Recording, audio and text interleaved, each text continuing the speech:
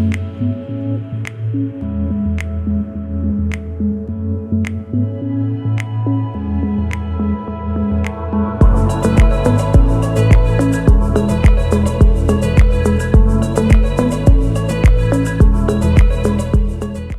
friends, welcome back to my channel. My name is Ariane. I am a luxury travel advisor based in Vancouver, Canada.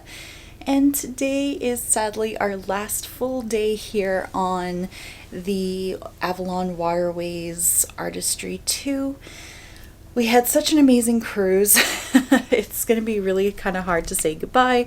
If you didn't catch last time's episode, they do the gala evening on the second to last night, just because everyone the last night is kind of starting to pack up because they have to leave the ship for the next day.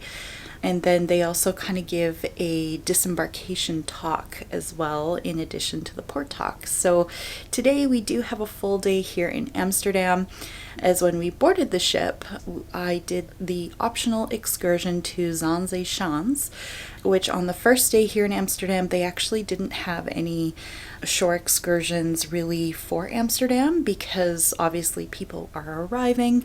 So we've come back to Amsterdam so that everybody can actually have a day to really explore, and they do have some excursions included today. So today's plan is that I'm going to do a canal cruise. If you saw my Amsterdam guide, I did try to do a canal cruise the day I landed. Unfortunately, it was very rainy and cold. So I'm gonna actually do it again, and this time we actually have instead of just putting in the earbuds and listening to somebody kind of just like an audio guide, we actually have a live guide on our canal cruise today. So that will be really interesting, and hopefully I learned some new facts about Amsterdam. So yeah, I am now heading down to breakfast as I have a 9 a.m. meeting time to start our canal cruise today. So let's get the day started. I had a relatively light breakfast before we had to head off the ship and join our guided canal cruise.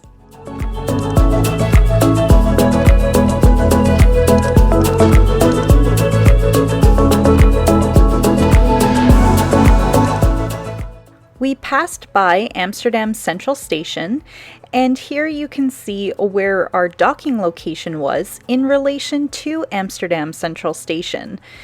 Do make sure to check your river cruise's docking position, as some of them are quite close and convenient from Amsterdam Central Station.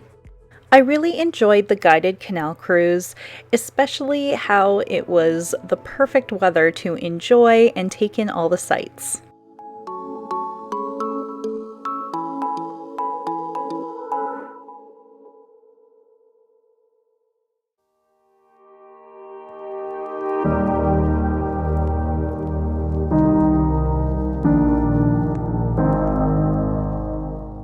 After our canal cruise, we actually were split up and we did a little bit of a guided walking tour, which was quite interesting and great to see some of the buildings lined along the canals.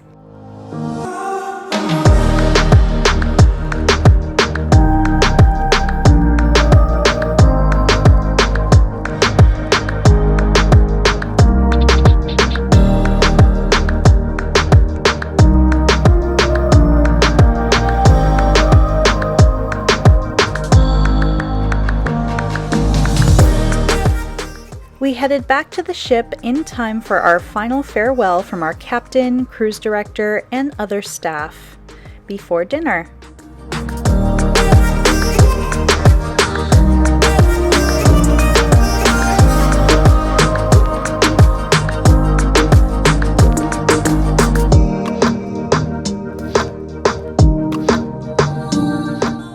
For dinner, I had the beetroot and green asparagus salad, followed by snert, which is the Dutch pea soup.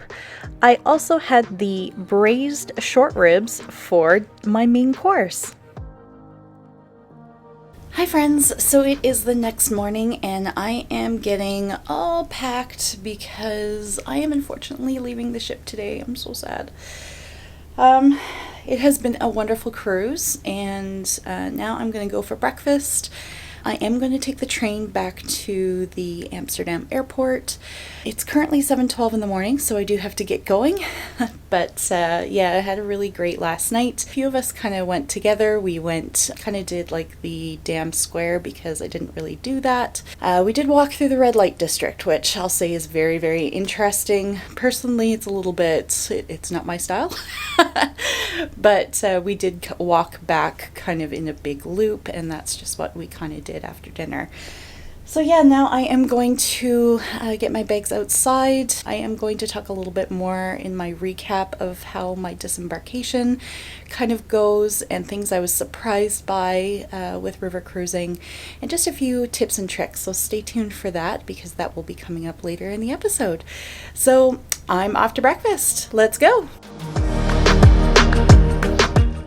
After my very last waffle, I headed off the ship and walked to Amsterdam Central Station, where I took the train to the Amsterdam airport.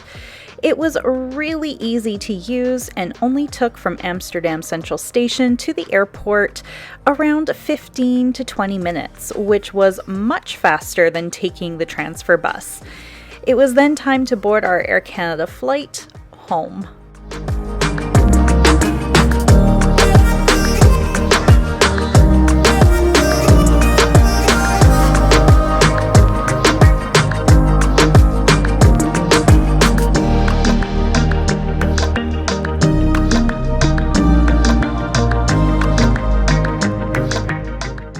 Hi friends, so as you can tell, I am now back home from my river cruise, and I am really excited to kind of give you a little bit of a recap on how my cruise with Avalon Waterways went. I also did ask you guys 4 questions on Instagram, so I am going to answer a few of those right now.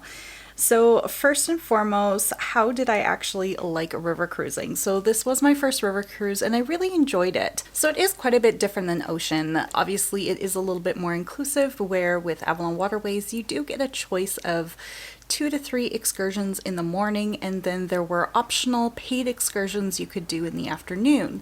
As you saw, I did do mostly the included excursions in the morning, and then a couple of the days I did take the complimentary bikes out and just went and explored the areas that we were staying in on my own.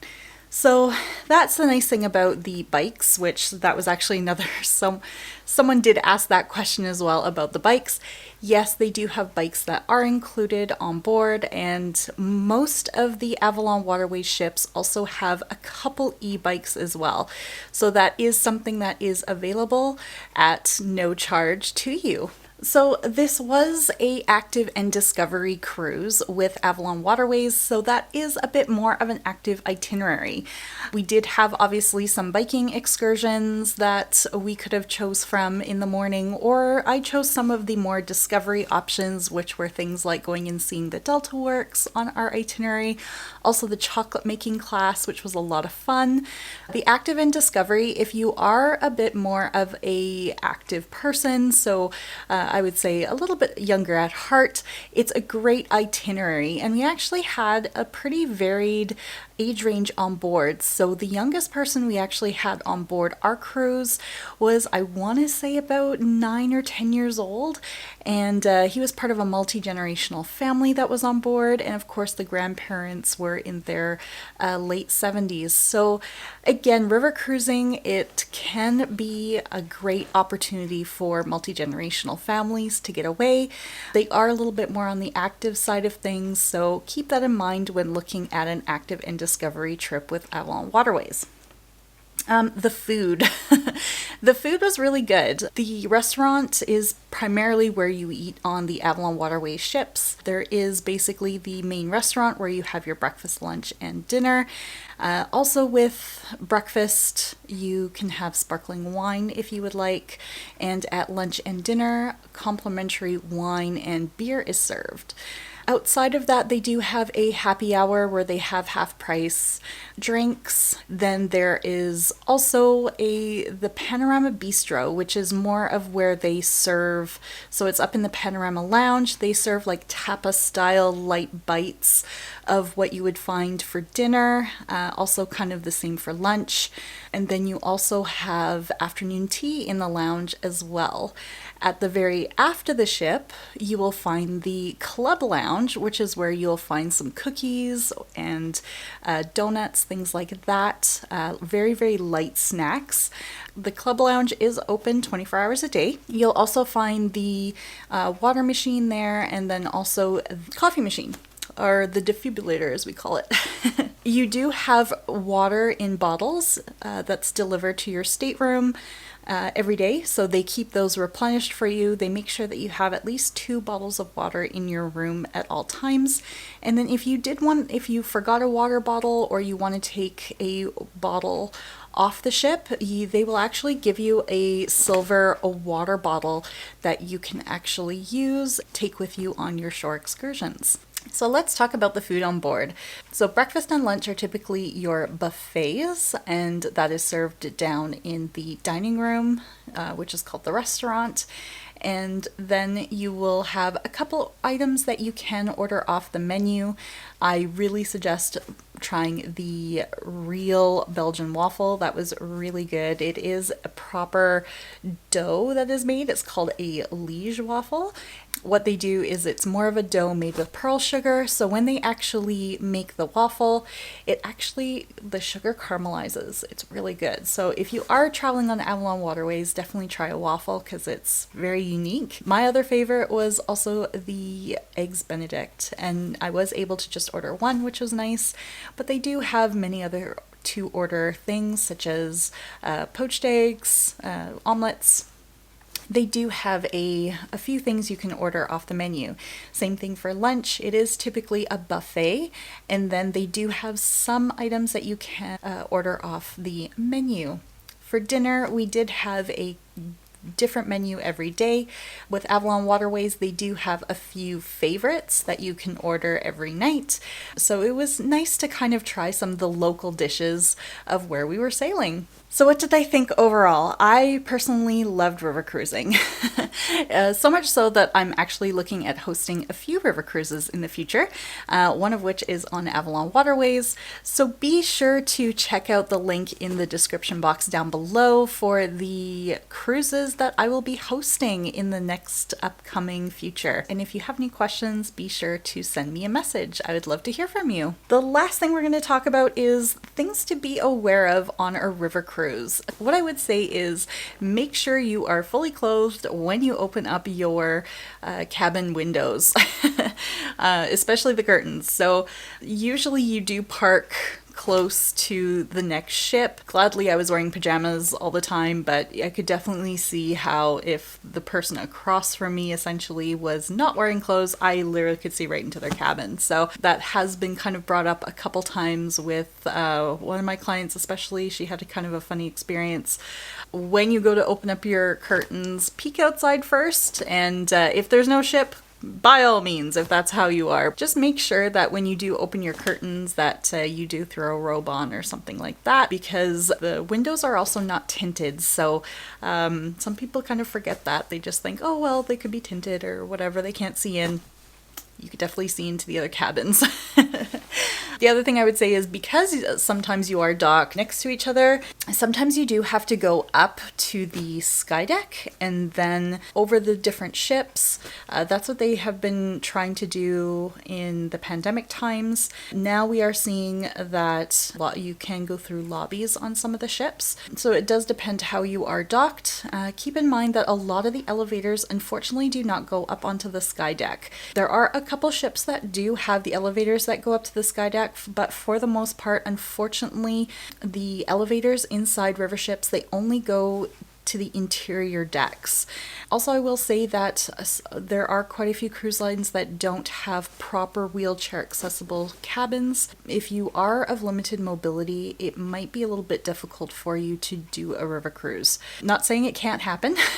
I just want to put that disclaimer in there that it is something that you need to have a chat with your travel advisor to make sure that the river cruise you're looking at is right for you. Definitely consider where you are going to be booking your cabin on board the ship. So I was at the very back of the ship, and I could actually feel a little bit of the rumble from the engines. And then also I did have a couple instances where in a lock and when we were docked up right against the dock and I could only see the concrete wall, I did have a couple experiences that I could smell some of the exhaust fumes from the engines, and then also some of the cigarette smoke because the crew smoking area and the public smoking area is out the back. So just a couple things to kind of keep in mind, that if you are sensitive to certain things, you might want to chat with your travel agent and travel advisor about making sure that you are situated on the ship in a spot that is most comfortable for you. I really hope you enjoyed this video series on my river cruise with Avalon Waterways. I again had such a wonderful time, and thank you so much to Avalon Waterways for having me and hosting me for the week.